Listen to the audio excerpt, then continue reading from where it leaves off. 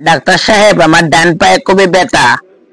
হতে পারে এটা বয়সের কারণে হয়েছে, কিন্তু আমার তো দুই পায়ের বয়স সমান হই। আপনার শরীরের অবস্থা তো খুবই খারাপ। এমন কেউ কি আছে যে আপনাকে দেখতে আসতে পারে?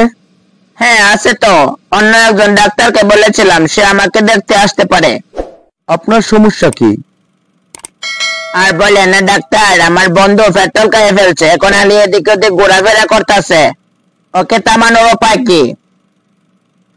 চিন্তার কোনো কারণ নেই, পেট্রোল ফুরালেই ওর গাড়ি থেমে যাবে। ও সরি, দৌড়াদৌড়ি বন্ধ হয়ে যাবে।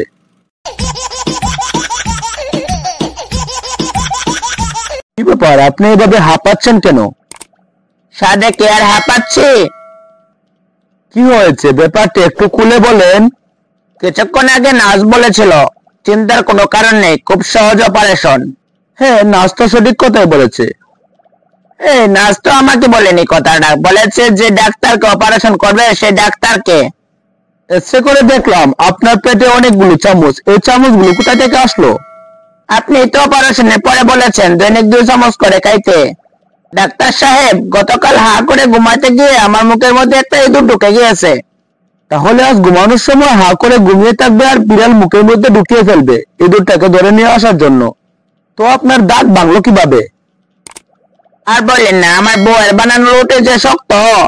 বাড়িতে গিয়ে আপনার বউকে বলবেন যেন একটু নরম করে বানায়।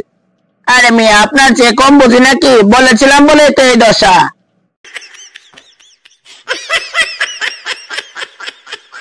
বলেন আপনার সমস্যাটা কি? ডাক্তার, আমি যখন রাত্রে ঘুমাই তখন খালি রাত্রে স্বপ্নের মধ্যে দেখি টিকিট খেলতাছি। তাহলে আপনি বলছেন যে আপনি সারা রাত টিকিট খেলার স্বপ্ন দেখেন? হ্যাঁ। তো কতদিন ধরে এটা চলছে? প্রায় 1 বছর। আপনার অন্য কোনো স্বপ্ন দেখার ইচ্ছা হয় না, যেমন খাবার দাবার, কোথাও বেড়াতে যাওয়া? আমার খাইয়ে দেয় কোনো কাজ নাই, আমার শখ করে নাকি ব্যাটিংটা মেশিন করার।